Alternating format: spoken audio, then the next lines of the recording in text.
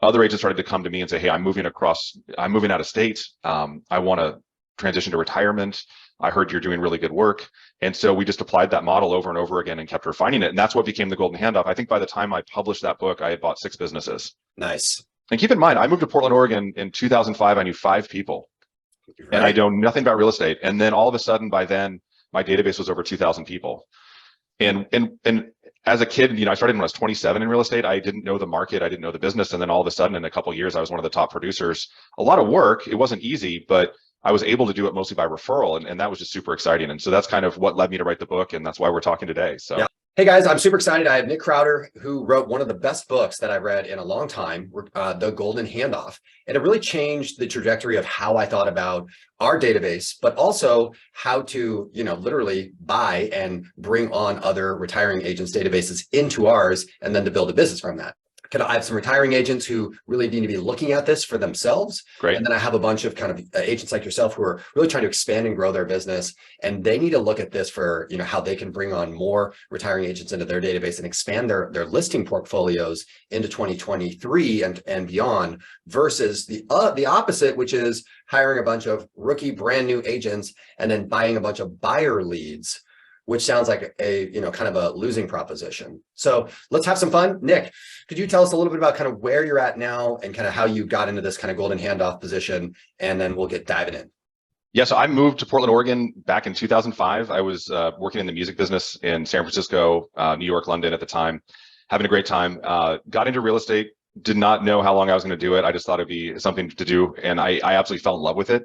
I was shocked that I did, and I just went all in. I was working crazy long hours, probably like a lot of brokers who are newer and got a ton of energy, 6-7 days a week, sunrise to sunset, later, all that. And fast forward a couple of years after, I had started building my own little team, and I was trying to keep growing, and I was good at networking, and we got a lot of referrals, but I wanted to do more with that, but not buy leads. And I didn't want to do the internet lead thing. We tried it a couple of times, and just none of my team were excited about it. I wasn't excited about it. We were, you can't go from referral to that, and it's just a tough transition. And so one of the agents in my office was getting out of the business, and I just asked her, I said, hey, can I help your clients? And I didn't have a plan. I just was so used to asking for the business and selling all the time that I said, oh God, her database is amazing. She has all these high net worth clients. She does, she's more experienced than me, and she's really established in the community. Mm-hmm.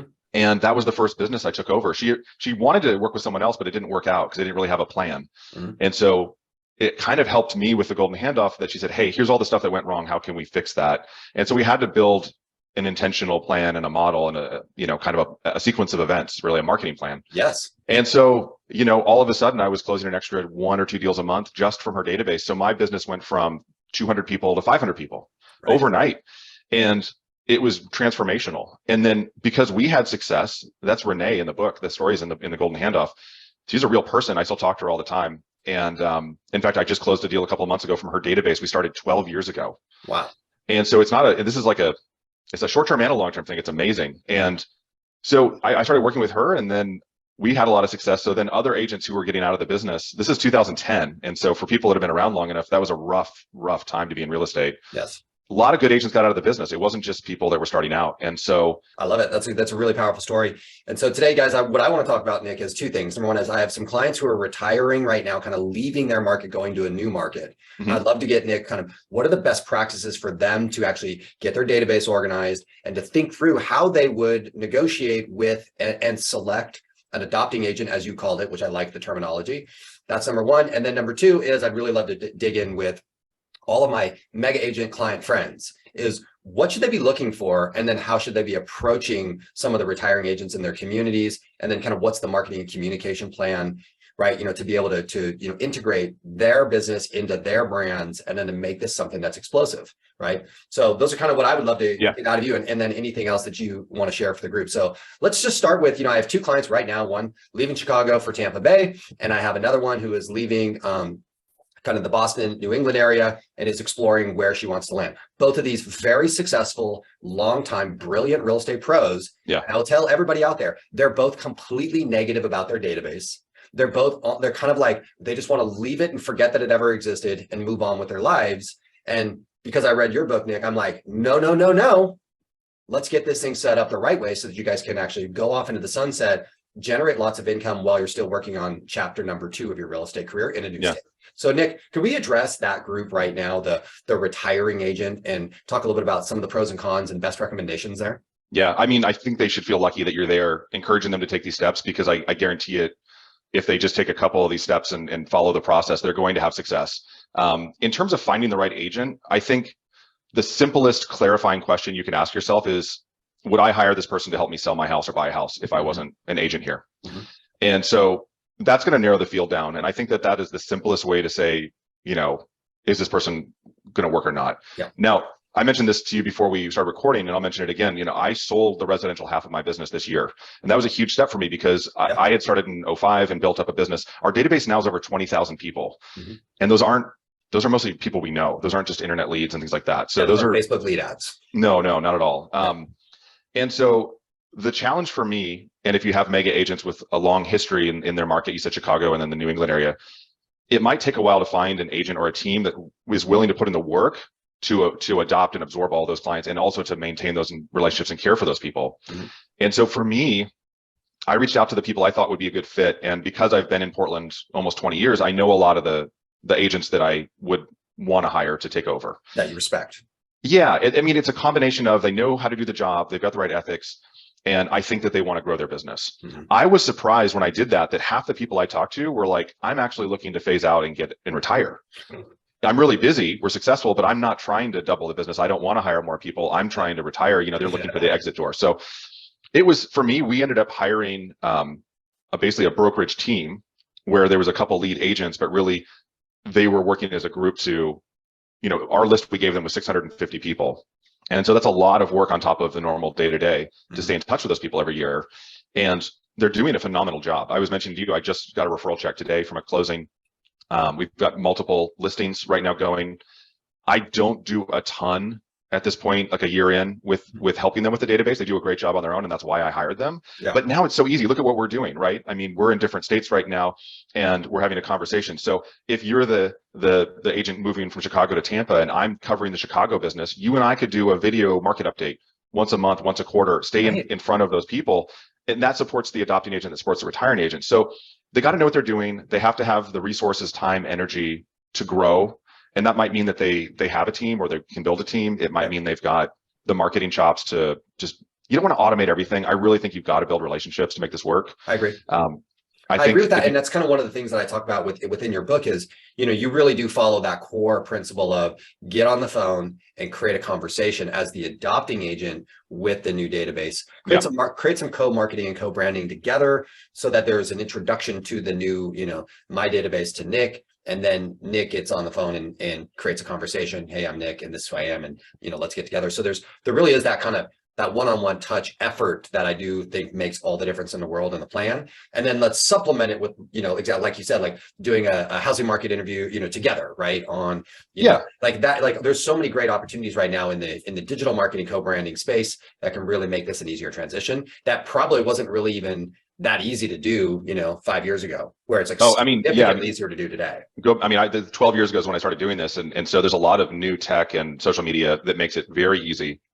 Yeah. Much, much easier to stay co-branded and stay involved. I mean, before it was like we would get a photo emailed to us and we'd put it in a newsletter, and then we'd email it and send it out and say, hey, look at Renee's, working in this new job and helping the community. And isn't that cool? And raising her family, because that was her deal. It was about having time with her kids.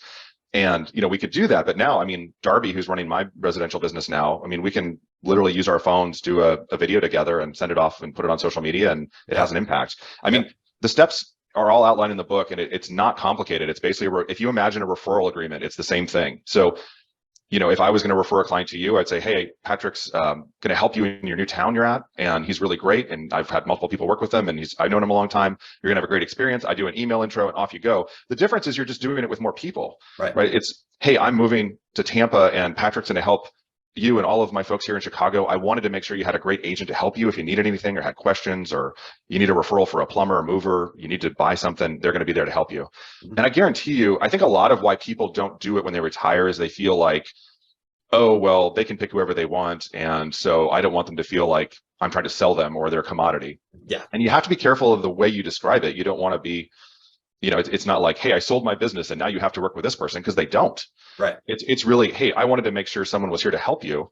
if you ever needed anything, and this is someone I trust. And it's just like, imagine like my dentist just retired and now I have to go work with a new dentist, and no one even likes going to the dentist. Like the last thing I want to do is go to multiple, I don't want to interview multiple dentists. No.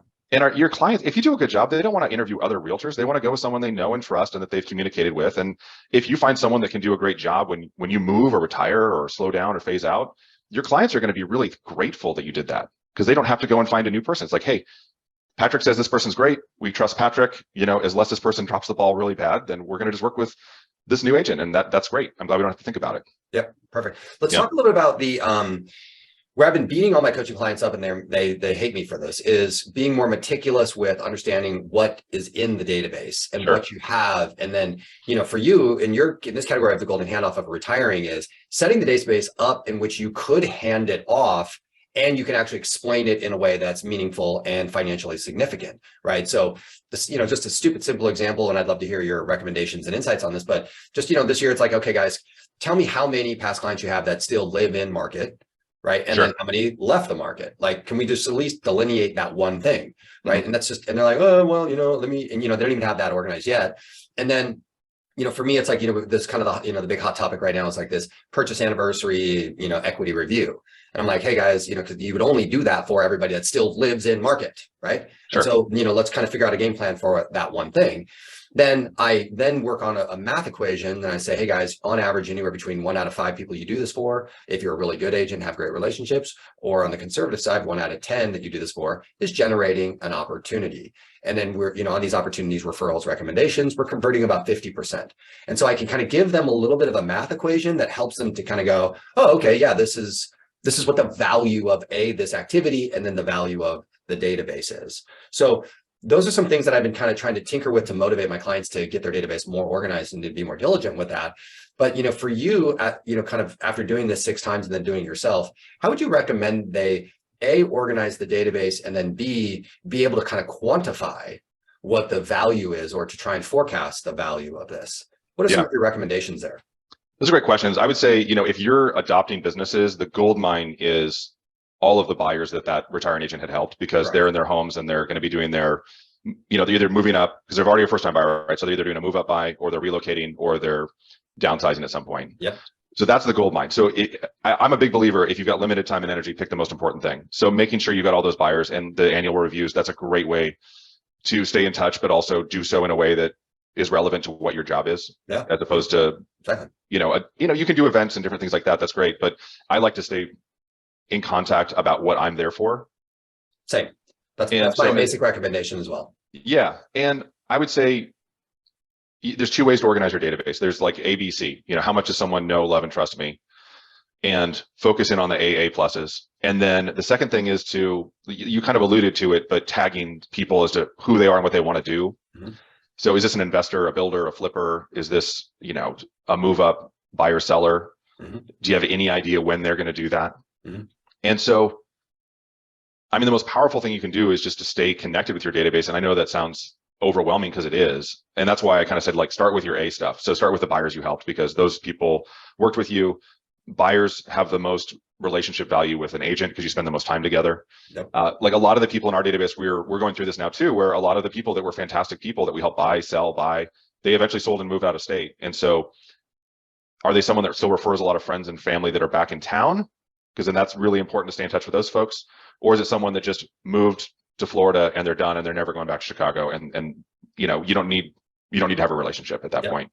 Focus on the people that need you and that want to work with you. But yeah, do you do any assessments, kind of like in the buying business world, they talk about, okay, like, over the 5 years, if I like, there was the classic, my dad, Mike Ferry, and then there's the, Gary Keller, the 36 touches. And then there's this kind of like this formulas that said, here's your database, the total number of people, and your marketing and communication plan's goal is to create this many results and sales. And then they kind of tracked a ratio. And then like, do you like look at any of that or is it kind of irrelevant really in this conversation?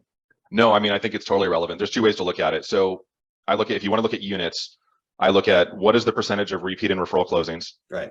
And then what's the size of the database? Yeah. So in the example I teach all the time, let's say someone has 300 clients and they're 75%. That's 225 people. People move on average about every 10 years. So it's about 22 deals a year on a per unit basis. Now you might get business from some of the people that aren't the repeat and referral stuff, but that's not really as reliable. And so what I call the durable value of the database is the repeat and referral clients. Yeah. The other way to look at it is from the dollars and cents. And there's a calculator on goldenhandoff.com, which is free to use. I would recommend you play with that and share it with your folks. If you have someone struggling to, why should I bother to do this extra work? Have them look at what the value is. And it gives you two numbers. It basically shows you what is the net income to the retiring agent, because if they're retired, they shouldn't have any expenses associated with that, right? If they're a broker in a new state, that's a different deal, but they're not paying a bunch of money to stay in Chicago if they're in Tampa, in this example. It also shows you what is the gross income for the adopting agent. And you alluded to it, if you're doing a good job with people and you have a listing, for every 2 or 3 closings, you're probably going to get another closing, either from a referral or an opportunity that comes up from an open house or marketing you get to do. So you get to add that in, and that multiplies it even more. And the math in the calculator is based on the referral model in the book, which is a 3-year deal. Cool.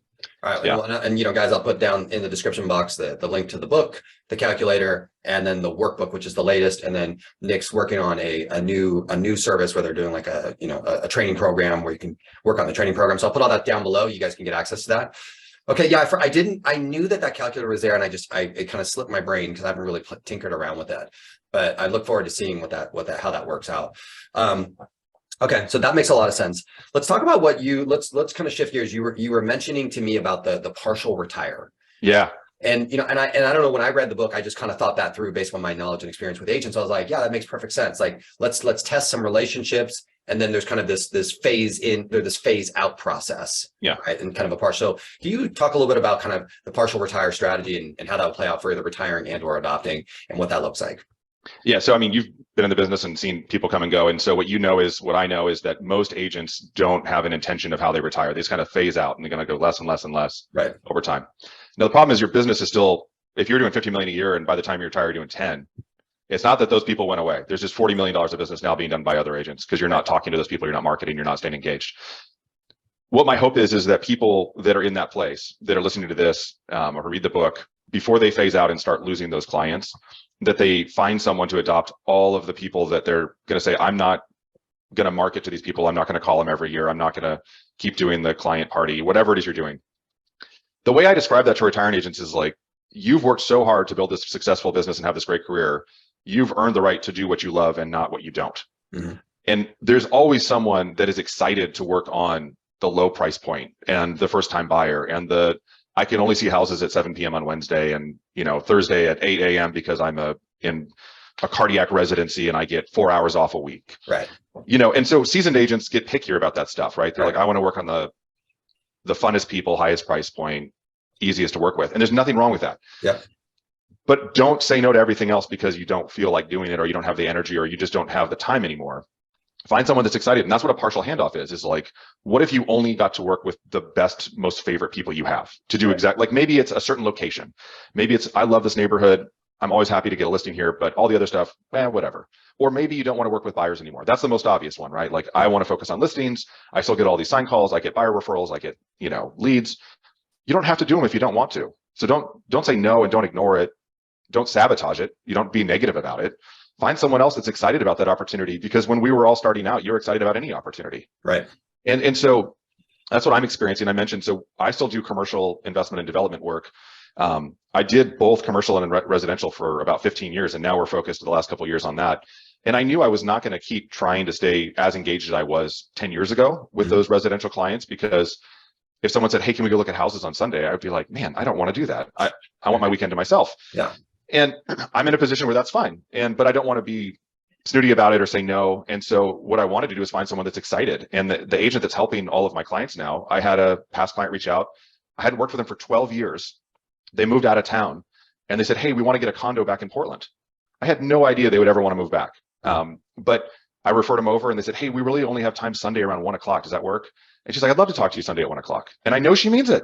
Yeah. And she's excited because this is doubling her business this year. Right. And so she's thrilled to have these opportunities and these clients where she's not selling herself. Right.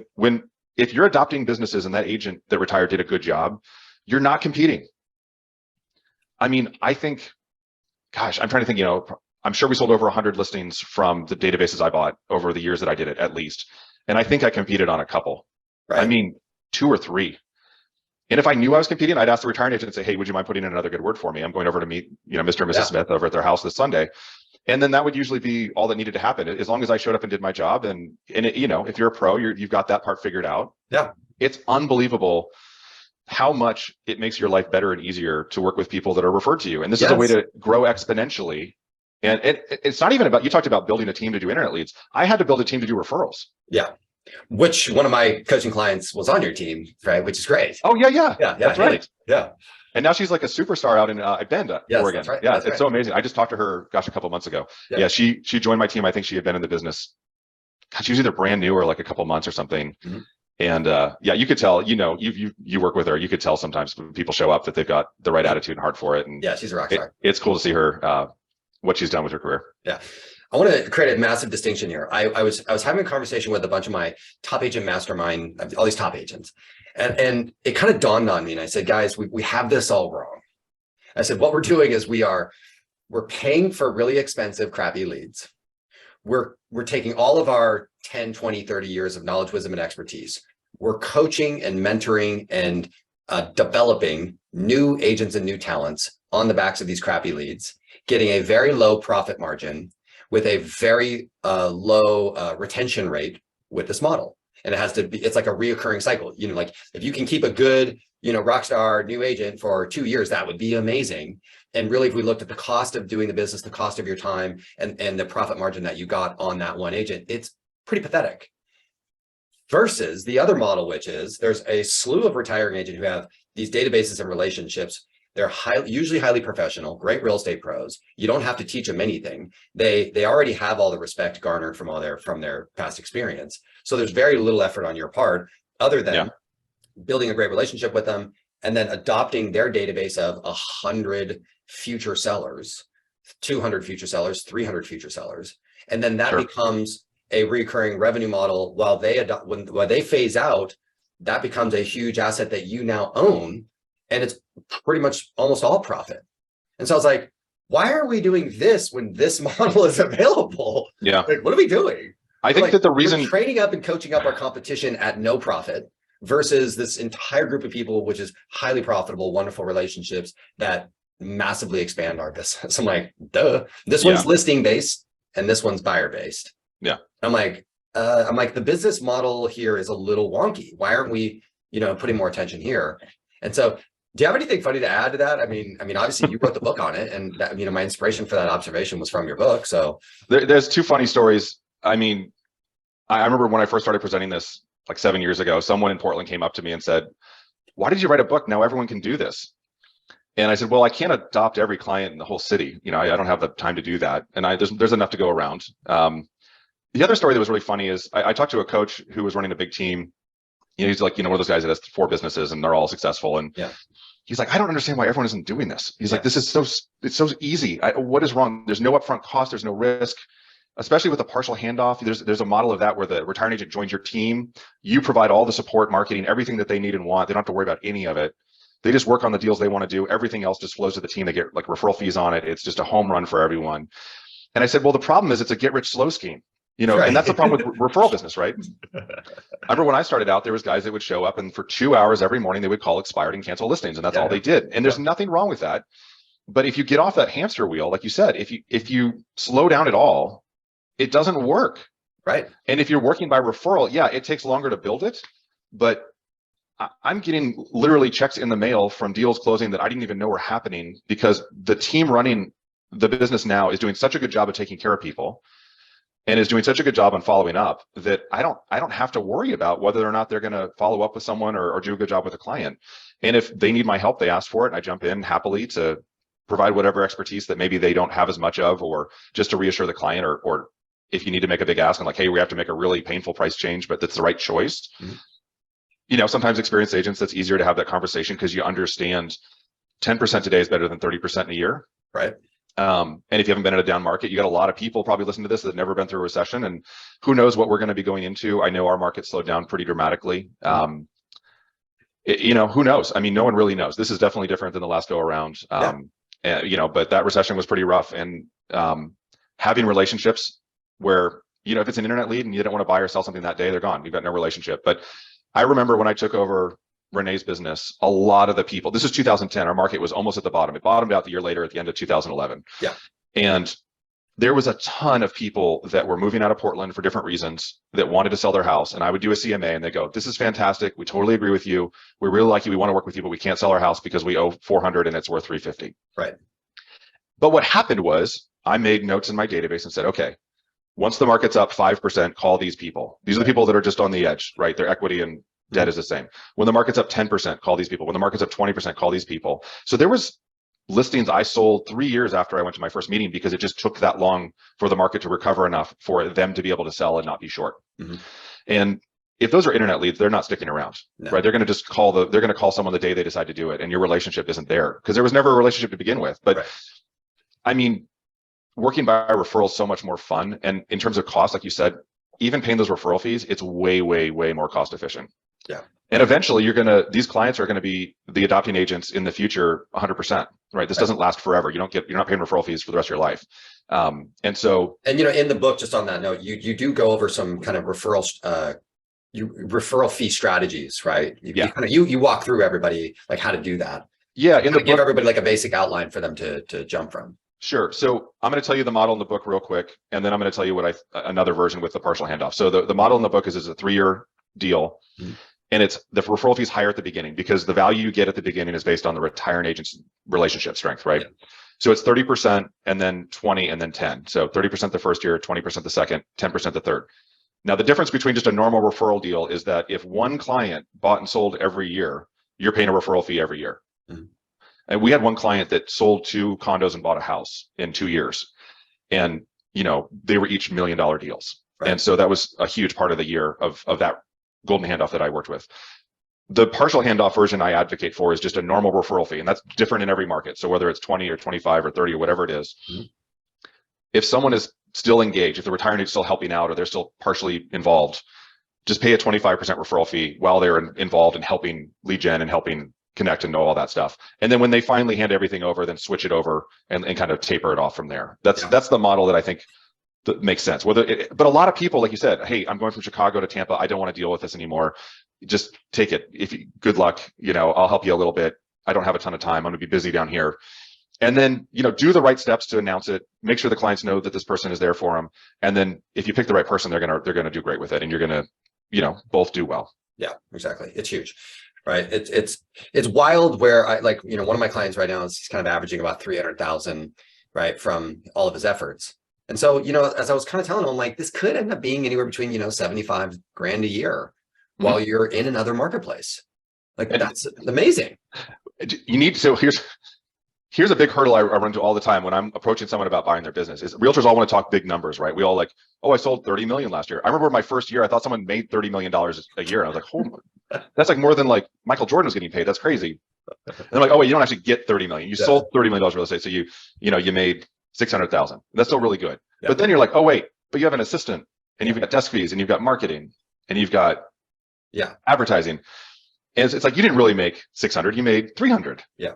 And so for your example here, you know, the gentlemen are making 300,000 working full time. He's probably netting 150, 125. Right. So to net 75 versus 125 and have no involvement, risk, or effort is the best deal in the world. I mean, you're almost better off not doing it. Yes. And cutting all your expenses.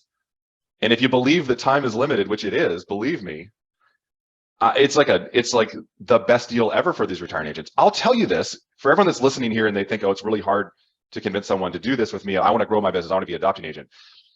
This book has been out for like 7 years. I've done hundreds of podcasts. I teach all over the country, nationally for NAR, for coaching groups, you know, brokerages. Most people still don't know about this. Right. My goal is that people, I'm doing this because I want people to know about it. And Patrick, you've been a huge supporter and I appreciate you sharing this with people because it's not hard to do. It's hugely impactful for both agents. The clients like it. It's good for them too. Yeah. And if you're trying to add this to your business plan as an agent who's growing a business, I guarantee you're probably not competing. So when you talk to these retiring agents, they don't know their business is worth anything. No one else is trying to buy it. They probably haven't invested in learning the process to do it correctly. So if you learn the process and you approach people about, hey, there's a script for approaching retiring agents. Like if you know someone's like, hey, I've really admired your business for all these years. You've had this amazing career, and I'm just curious, what's your plan with your business when you're done selling? Right. That's it. Yeah. Very simple. Mhm. I admire your business. You've had a great career. What's your plan when you're done selling? Mhm. And most agents will say, oh, I don't know. Right. I've got a bunch of rentals, or I've got this, or I've got that. Don't forget, a lot of people in real estate that want to retire, there's nothing more sad to me than someone that's 70 years old and they're in real estate. And I'm like, man, you must really love this job. You're still working at it. It's great to stay engaged. And they're like, no, I just don't have any money. I never saved up. I never bought any rentals. I never invested well. And these are people that have made six figures since the 70s. Right. And I feel so grateful I had good mentors that said, hey, make sure you save money for taxes. And hey, make sure you try to work a little bit extra every year to buy a rental every year or every other year. You might not do it every year. It's not going to happen. You're going to have some bad years, but have that be a goal. Right. And man, you do that and 20 years later, you're in a pretty good place. Mm-hmm. And but a lot of people haven't done that. And you see it all the time too. People that are spending too much, or they're not investing in the right things, or they make good money, but they have an expensive lifestyle. And there's a lot of agents out there that would love to have an exit and have income. And this system works, and it's not hard for either agent to do it. So I really appreciate you having me on to share this, and for all the people that you're trying to coach into taking the steps to not let go of this, because I would love to talk to you in a year from now about those two people you're working on, trying to help them do this, because I bet I think I told you it like pays the mortgage on a second house for me. Yep. And I think it'll do more than that. I think that this will continue to grow actually, and that it'll be just the referral fees will be six figures. Yep. No, I love it. Nick, thank you so much for the book, for what you did. And let's connect again. I'll connect with you. I want to hear when your new academy is out. So let's circle back around, guys. I'll put links down in the description for the book, the workbook, anything that Nick gives me that you guys should be having. Find that calculate it out, guys. And let's get you guys started on this process. And then now's the time. We're rolling it. It's December. As of today, it's December 13th. We're rolling into the new year. This is time to be working on your database, looking at that database. And A, if you're close to retiring, set it up. And then B, if you're an agent that's in the growth phase, get your database organized so that you can then go adopt a new agent's business and you understand the value of what they have and help them get their database organized and implement the plan so that you can get more value out of their business. And that's why I think the opportunity is, Nick, too. It's like I'm trying to teach, work on my clients with. I want them to create amazing past client center of influence marketing and communication plans, right? That add a tremendous amount of value to and increase their repeat and referral business. And I'm like, if we can do this measurably, then you can go present to a retiring agent, a Nick, and say, hey, Nick, here's what I'm doing, and here's how it works, and here's how many opportunities I'm generating, and here's how much we're closing. If I'd love to do this for you within the next couple of years and increase your production and increase the fruits from all of your decades of amazing work, and then give you a big percentage of that income and then transition you out and make you a ton of money in the process, and everybody should be happy. So for my agents that we need to work on that for you so that you can present that to others, I think would be also really valuable. Right. Absolutely. I love it. Yeah. I think, making sure you maintain your relationships and your database it's your proof that there's people there. Right. Mm-hmm. And so the more accurate that is and the more information you have, the more value you have to transfer for your future. And then when you sell your business down the road, for that adopting agent to get, even more success and do a better job helping those people. Yes. Free money, honey. All right, Nick, you're awesome. Hey, man, have a happy, Merry Christmas, happy holiday, happy New Year. All of the things that we celebrate during this year. And then we'll catch up next year. I want to know about the academy when it's out and what that looks like and how that works for everybody. Excellent. Thanks so much, man. I'll definitely let you know. And goldenhandoff.com or the calculator, and we'll make announcements there too. So thanks, everyone. You got it.